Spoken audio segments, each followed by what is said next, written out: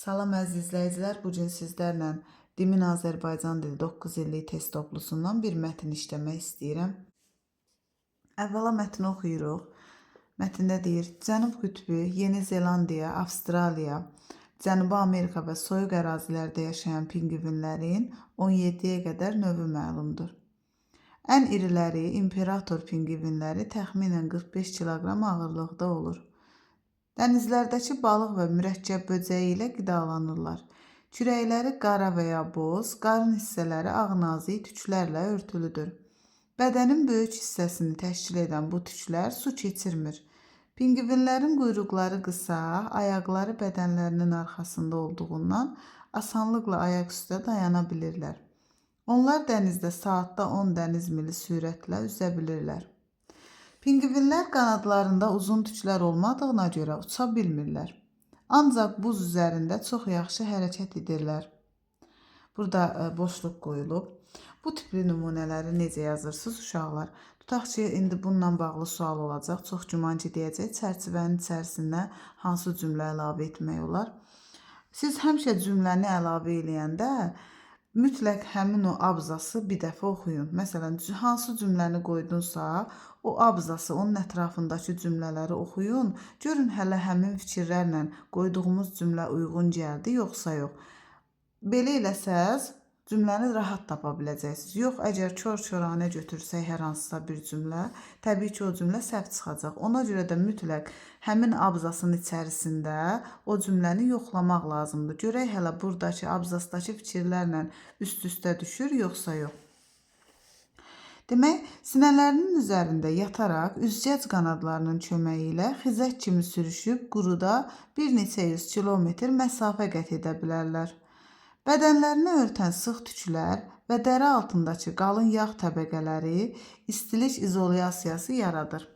Bu onları Antarktidanın sərt soyuqlarından qoruyur. Pingvinlər bədən istiliyini nizamlayan avtomatik bir mexanizmə sahibdirlər. Lazım olanda dəriyə gedən qanı azaldaraq bədən istiliklərini tənzimləyirlər. Pingvinlər təkcə artım mövsümlərində yumurtlamaq üçün quruya çıxır, 2-3 yumurta yumurtlayır, imperator və kral pingvinləri isə yuva qurmur. Bir yumurta yumurtlayır və onu ayaqları üzərində və qarınlarının aşağı hissəsindəki dərinin altında soyuqdan qoruyurlar. Erkək və dişi pingvin növbə ilə kürt yatır. Kürt dövründə bir şey yemirlər. Ana və ata pingvin balalara birlikdə qayğı göstərir, onları qoruyurlar. Pingvinlər insanlardan qaçmadıqları üçün yağlarından istifadə etmək istəyənlər çox miqdarda pingvin ovlayaraq yağ istehlak edirlər.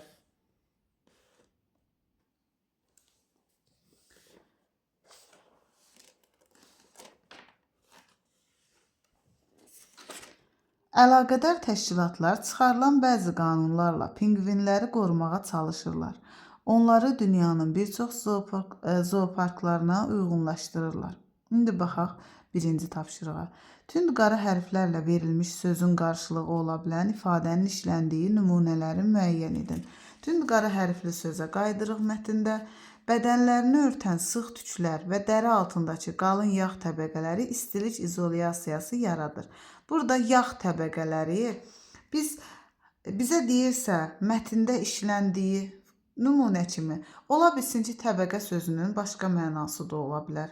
Məsələn, deyirsən sinif mənasında ölkənin varlı təbəqələri. Bu təbəqə sözü buradakı mənada eyni mənada işlənməyib. Bizdən əgər soruşursa mətndəki işləndiyi mənada, mətndə necə işlənibsə, məsələn, burada deyir qalın yağ təbəqəsi, pi qatı o mənada işlənib. Bizə də lazımdır nümunədə sırf bu mənada işlənəni tapaq. Yenə də qaydaq suala. Atmosferdə bozuntul toz qatı peyda olmuşdur. Bunu fikirləşək. Demək, atmosferdə bozuntul toz qatı peyda olmuşdur. Toz təbəqəsi deməli peyda olmuşdur. Təbəqə sözünü burada əvəz eləmək olar. Deməli, birinci testdə düzgün cavablardan birini bir götürə bilərik.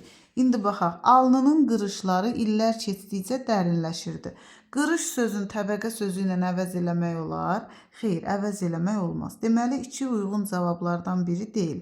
Sonra, qayanın bir parçası qopub yola düşmüşdü. Qayanın bir təbəqəsi qopub yola düşmüşdü. Təbii ki, məntiqlə uyğun gəlmədi. Günəş tez-tez göründükdə buz layları əriməyə başlamışdı. Buz təbəqələri əriməyə başlamışdı. Bax, burada layları sözünün həmin o mətndəki təbəqə sözü ilə əvəz eləmək olar. Deməli, düzgün cavablarımızdan da biri olacaq 4. 5-ə baxaq. Kvadratın tərəfləri bərabərdir. Heç ümumiyyətlə burada uyğun cavaba uyğun bir söz yoxdur. Ona görə elə cavab olacaq 1-4. 1-4 cavabı da olacaq E bəndi. İndi baxaq ikinci suala. İkinci sualda deyir, fikirlərdən biri mətnin məzmununa aid deyil. Baxırıq. Müdafiə olunan bala pingvinlər. Mətndə belə bir fikir var. Deyir ki, ana və ata pingvin balalara birlikdə qayğı göstərir, onları qoruyurlar. Deməli, bu var mətndə. B bəndi düzgün cavab ola bilməz. Pingvinlərin çoxalması. Mətndə deyir ki, onlar yumurtlayırlar, yumurtlamaqla da çoxalırlar. Deməli, C bəndi də mətndə var. Amansız şaxtaya dözümlülük. Mətndə qeyd olunur ki, bədənlərini örtən qalın yağ təbəqələri onları soyuğa qarşı müdafiə eləyir. Deməli, şaxtaya dözümlülük haqqında da mətndə verilib məlumat. Pingvinlərin bədən quruluşu. Bədən quruluşu ilə də bağlı az çox məlumat var. Məsələn, deyir, kürəkləri qara və ya boz, qarın hissələri ağ nazik tüklərlə örtülüdür. Bədənin böyük hissəsini təşkil edən bu tüklər su köçürmür. Deməli, bədən quruluşu haqqında da məlumat verilib. Amma pingvinlərin köç etməsi haqqında mətndə heç bir məlumat yoxdur. Ona görə də 2-də düzgün cavab olacaq A bəndi. 3-ə baxırıq. Mətn əsasında müəyyən etmək olar.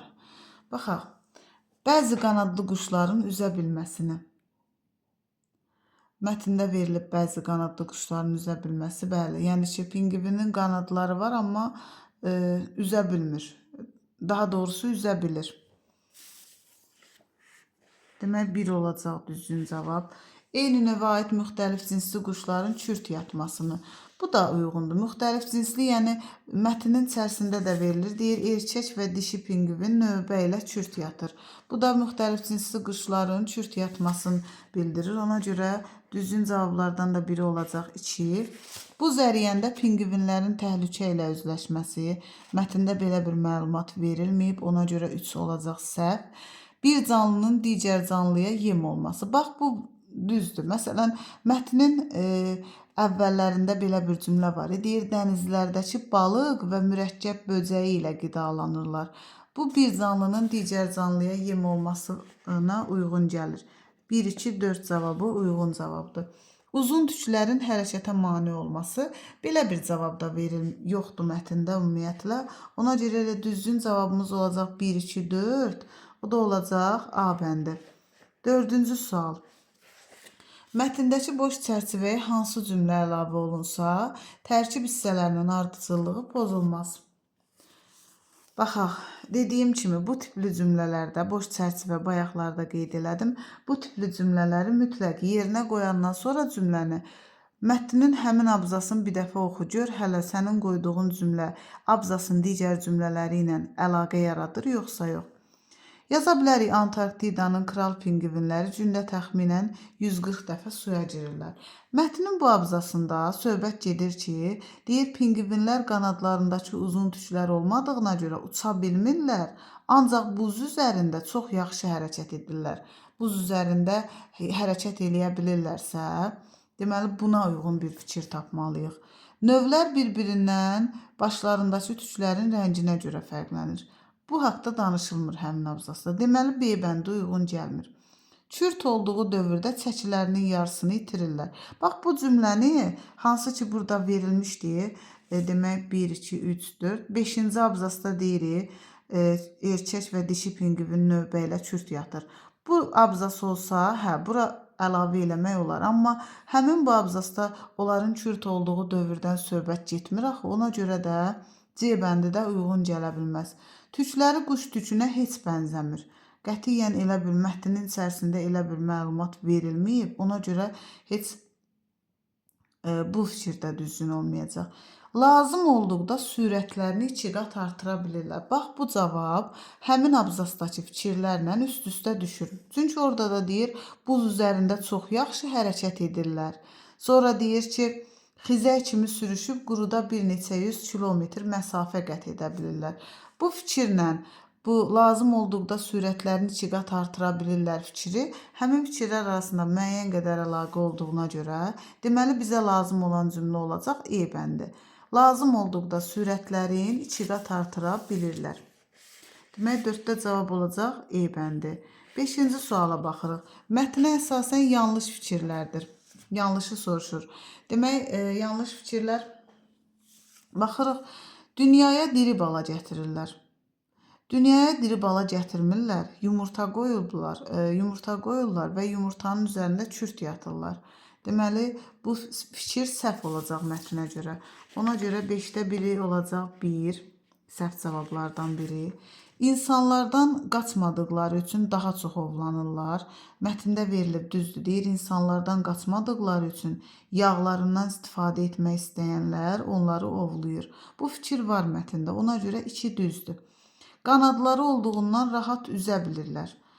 Onların demək qanadları olduğuna görə demək üzə bildikləri yox, üzgəcləri olduğuna görə üzə bilirlər. Qanadları olduğuna görə yox, üzgəcləri olduğuna görə üzə bilirlər. Ona görə 3 də səhv cavab olacaq. Yırtıcı quşlar hesab olunur. Bu tamamilə yanlış fikirdir. Elə mətndə də belə bir söz yoxdur. Əksinə yırtıcı quş deyirlər. Səhv cavablardan da biri olacaq 4. 5-ə də baxaq. Uzun tüklərə sahib olmadıqlarından uçmaqlarına əngəl yaranır. Deməli, burada bu fikir var mətndə. Çünki deyir, uzun tüklər olmadığına görə uça bilmirlər. Bu həqiqətən də düzdür. Ona görə cavablarımız olacaq 1, 3, 4. 1, 3, 4 cavabı da olacaq A bəndində. Demək 1, 3, 4 A bəndi. 6-cı tapşırıq.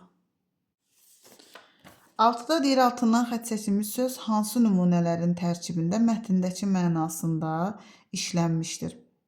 Altından xətt çəkilmiş söz, baxaq görək hansı sözdür? Demək, mətnin giriş hissəsində soyuq sözü var. Soyuq ərazi. Soyuq ərazi burada həqiqi mənada işlənib. Ona görə də bizə deyir ki, həmin mənada işlənsin. Xətt çəkilmiş söz mətndəki mənasında işlənib. Bizə də lazımdır həqiqi məna. Ev yiyəsi qonağının soyuq münasibətini gözləmirdi. Soyuq münasibət məcazi mənadır. Ona görə bir səhvdir, biri götürmürük. Uşaq soyuq yeməkləri xoşlayır. Soyuq yemək həqiqidir. Bunu götürdük. Otaq soyuq idi. Otağın soyuq olmağı da həqiqidir. Sürücü sərnişinlərə soyuq bir nəzər. Soyuq nəzər salmaq bu məcazidir. Bunu da götürmürük. Hava isti olsa da idman zalı çox soyuqdur. Cavablardan da biri olacaq 5. 2, 3, 5 cavabı da olacaq B bəndi. 7-ci. 7-də deyir, Roma rəqəmi ilə nömrələnmiş hansı cümlələrdəki hadisələrin səbəbini müəyyən etmək mümkün deyil. Qaydaq mətnimizə.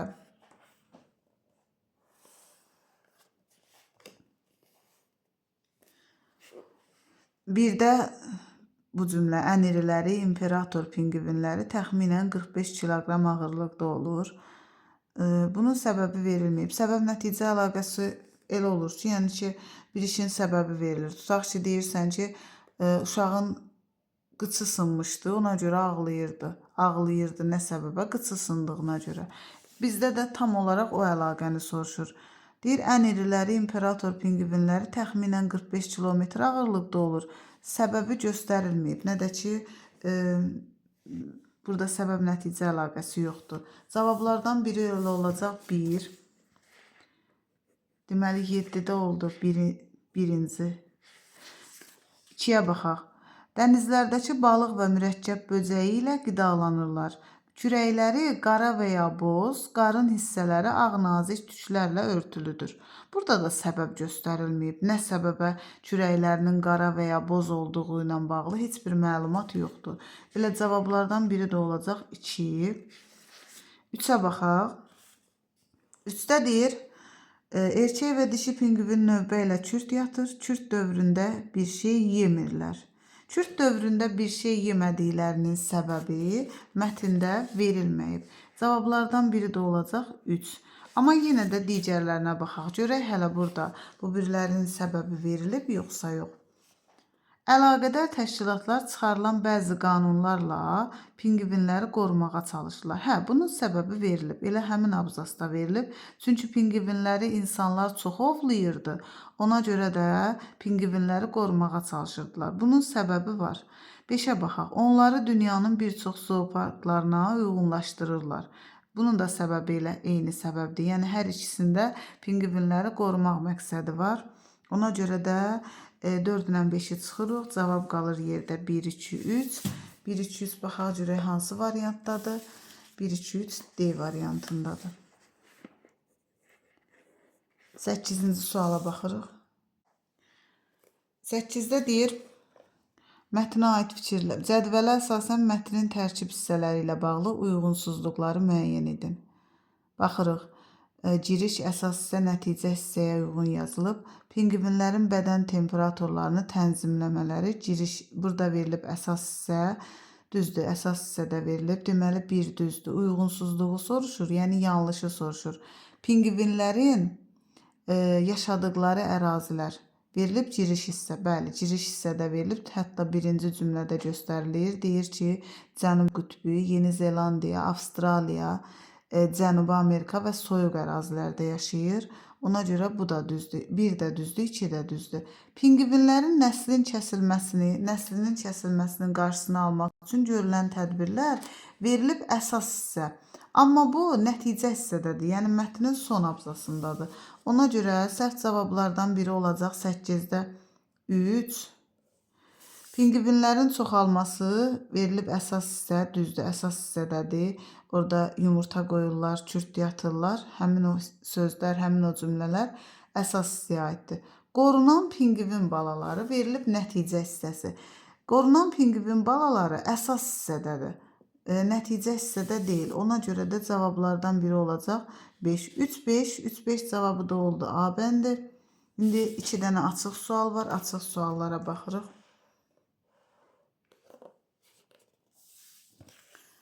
Açıq sualların birində deyir, əvvəlinə işarə qoyulmuş ifadələr əsasında cədvəli tamamlayın.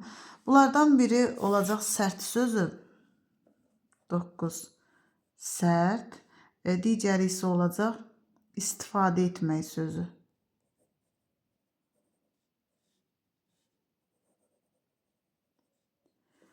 Üçbucaq işarəsi qoyulub sərt sözünün qabağına.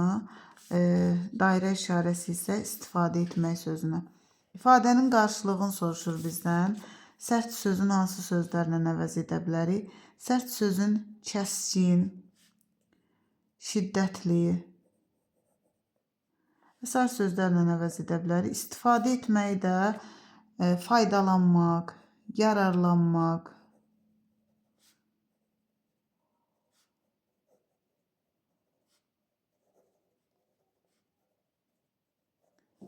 Sonra deyir ki, ifadənin qarşılığının işləndiyi cümlə. Biz bu qarşılıq sözləri cümlədə işlədirik. Məsələn, kəskin sözün cümlədə işlədirik. Bıçaq çox kəskin idi, məsələn, birinci cümlə kimi yaza bilərik.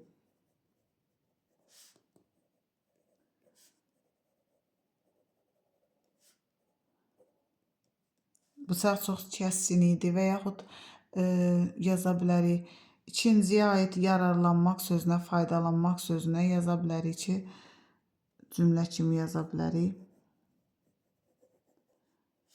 Ağıllı insanlardan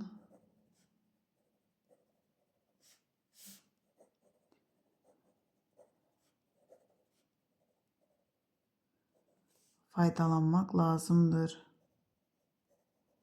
Bunu da qeyd edə bilərik. 10-cu sual.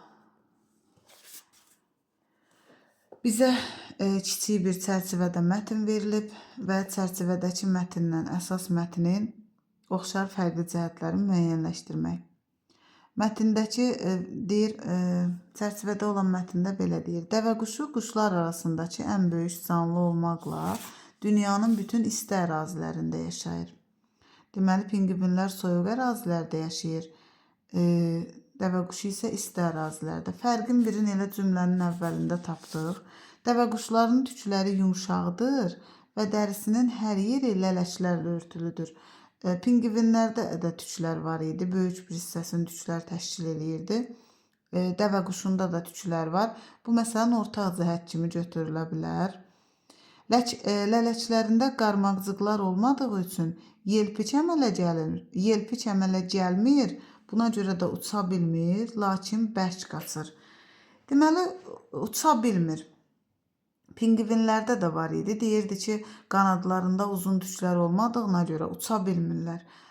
Dəvəquşlar da uça bilmir, pinqvinlər də uça bilmir. Bax, bu diaqramların kəsişən yerinə uça bilmədiyini qeyd edə bilərik. Sonra tüklərinin tükləri olduğunu qeyd edə bilərik. İndi baxaq görək hələ nə qeyd edə bilərik bunlar haqqında. Məsələn, mən diaqram çəkmirəm. Pinqvin, dəvəquşu.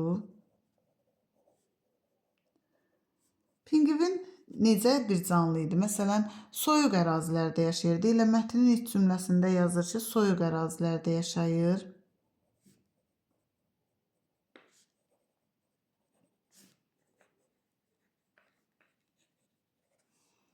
Sonra nə yaza bilərik? Üzə bildiyini qeyd edə bilərik. Məsələn, dəvəquşu üzə bilmir, amma pinqvinlər üzə bilir. Üzgəcləri var idi.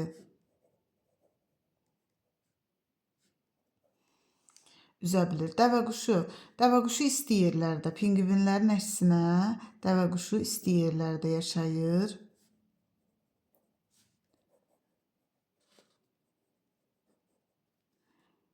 Sonra nə yaza bilərik pinqvinlər haqqında? Məsələn, mətnin içərisində verilib, uça bilmir, lakin bərk qaçır.